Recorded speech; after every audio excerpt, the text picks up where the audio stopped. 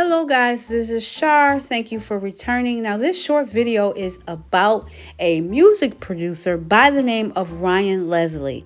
Now for those of you who do not know, Ryan Leslie is a music producer out of the UK and pretty much introduced Cassie to the music business, which ultimately ended up introducing her to Diddy. Now, Ryan Leslie, as I stated, he was a music producer over there in London somewhere. He was relatively a smart young man, ended up scoring, I believe they say 1,600 on his ACTs. And opposed to going into business or something like that, he discovered he had a passion for music, creating music. And so he wanted to follow his dream with that.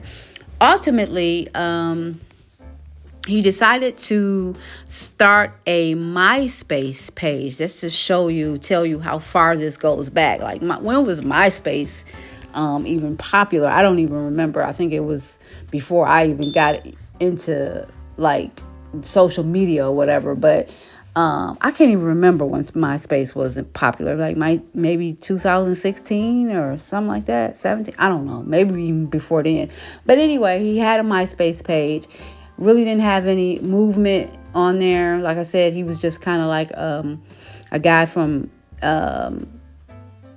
England where he was doing music. Didn't really have that much of a following. However, one night just hanging out at a club, he ended up meeting this cute young lady by the name of Cassie. And he liked her. They exchanged numbers. After that, they had been talking ever since. Apparently, reading between the lines, he ended up liking her. They ended up dating. And for whatever reasons why, he thought to post Cassie on his MySpace. And because of that, he ended up getting tons of followers because of those photos of Cassie. Nothing raunchy or anything, but just a run-of-the-mill cute girl, I guess. And because of that, people ended up following that MySpace page. And when he realized that he got so much attention from, Cassie in her pictures, he decided to ask her to sing this song that he had wrote and produced. The song is called Me and You. It was Cassie's first single. I actually remember the song. I believe I liked the song. I remember it used to get a lot of airplay, and that was the hit. Like, that first single was a hit. And when it became a hit, it had so many label heads contacting Ryan about this girl. Who is this girl? Who is this girl? And one of those people was Diddy.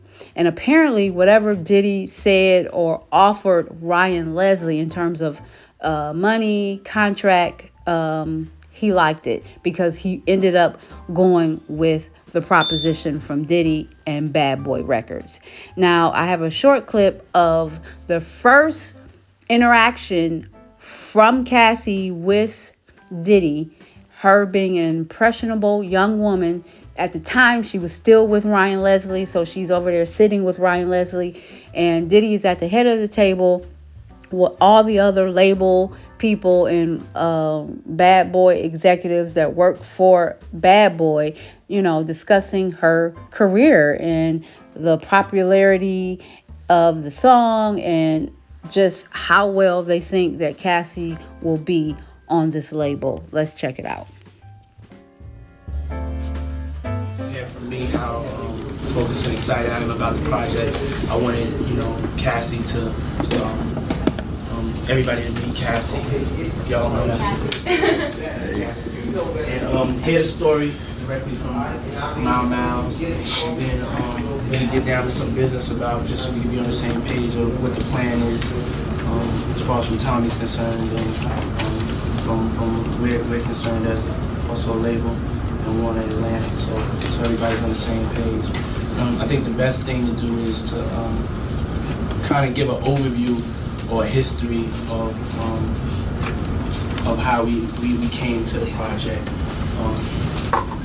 Can't know where we're going unless we know where we came from. Ryan is a producer that I've been working with for the last 2 years. That was brought to me by Ed Woods, who Ryan is signed to their label, and also as a producer, and has done some stuff for the label.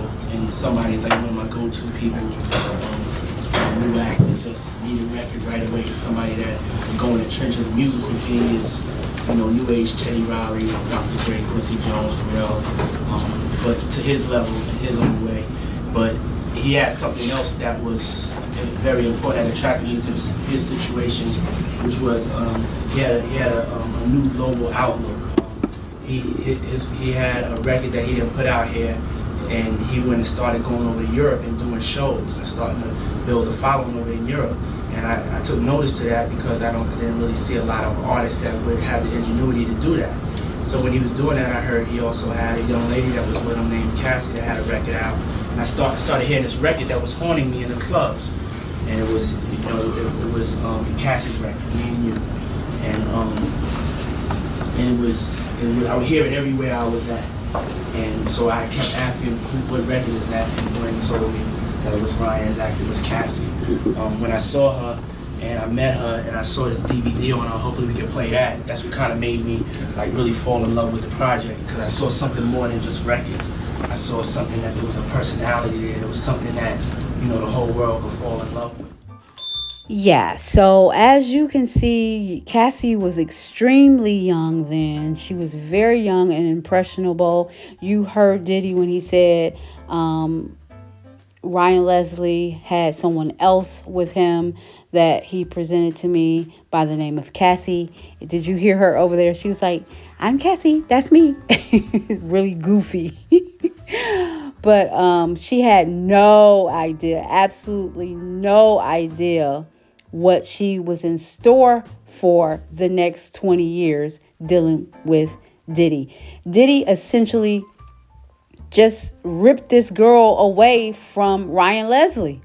Like literally, he ripped this girl away from Ryan Leslie. Now, because he was the big producer, owner of Bad Boy, yada, yada, yada, as a young girl, she probably, well, no, not probably, more than likely, she had her eyes wide open, like, oh, he's more interesting and he's more exciting and he has more money, and yeah, I'm gonna date him. So she pretty much faded away from Leslie and ended up getting with Diddy. I mean, and thank God that she didn't resist, because, who knows, he probably would have did something to Ryan Leslie. But basically, Ryan knew how infatuated this guy ended up getting over Cassie. Apparently he did, because like I said, he's kind of like this like little genius guy, always coming up with innovations as it relates to music and all these other things. He ended up doing a speaking engagement. I believe it was at Harvard somewhere. And listen to how he described how Diddy ended up being over Cassie. Let's take a listen. When you have a smoking hot product on your hands, people get excited about the product. People fall in love with the product. And Puffy fell in love with Cassie. And that's his girlfriend today. Well, at the time, that was his girlfriend. That was pretty old. I believe that was in the early 2000s. So, yeah, he accepted the L, as they say. He took the L for, being without Cassie, basically getting her whisked away from him by Diddy. He took the L in stride, I guess. He ended up dating a few other women that were models, and I guess it didn't work. I don't know that much about him currently, but I wanted to do this quick video about him simply because I ended up seeing a clip of him being on Drink Champs. Now, you guys know that Drink Champs is a podcast show that comes on YouTube too, but they got picked up by Revolt TV, and this is one, it was still under the tutelage and ownership of Diddy. you know, they ended up picking up Drink Champs. So Drink Champs currently gets shown on Revolt TV, and that is where I seen the little clip. And he was discussing, he's quite a bit older now. Obviously, that was 20 some years ago when him and Cassie first came on the scene. He had gray hair. I didn't listen to the video, although I should have, and I may go back and listen to it. I probably won't, but you know, he probably really had some interesting stuff to say. However, Drink Champs, if you've ever seen that little podcast, they don't really talk about salacious gossip and, you know, the drama with these artists or anything like that. They try to keep it straight to the music, and the music careers and everything as it relates to their music careers. However, you know, depending on the guests, they can end up getting into some, you know, gossip or salacious conversation, because one time the producer Irv Gotti was on there, and he was getting into all kinds of salacious conversations about Ashanti. So it really just depends on the artist, because they don't shut them up. If, you know, if they want to go there and talk about it, the guys that host that show do not shut the guests up. So it really depends on who you are. But so I don't know if he actually said anything about this case and what's going on, or, you know, gave his opinion on it or anything like that. I didn't really watch it. So, yeah, that's really what I wanted to say about this particular topic. I really just thought it was ironic that he finally decided to, you know, go on Drink Champs, which is, you know, syndicated on Revolt TV. And it just so happens to be not under the ownership of Diddy anymore. So all while it was, you know, owned by Diddy, he didn't have nothing to do with the channel. And now that he's gone, he's more than happy to go on Drink Champs and talk shop. So yeah, I thought that was really, really funny and interesting and ironic that he did that after Diddy had to step down from the network. Now, it doesn't mean that Diddy is not getting any money. It just means that publicly he had to step down. But I don't know if that means he's not getting any proceeds or profits from that anymore. You know, that's something we'll never, ever, ever, ever know. So, yeah, please drop down in the comments. Tell me what you think about this content and this topic. I do talk back. Please like the video, subscribe, and until next time, guys, ciao.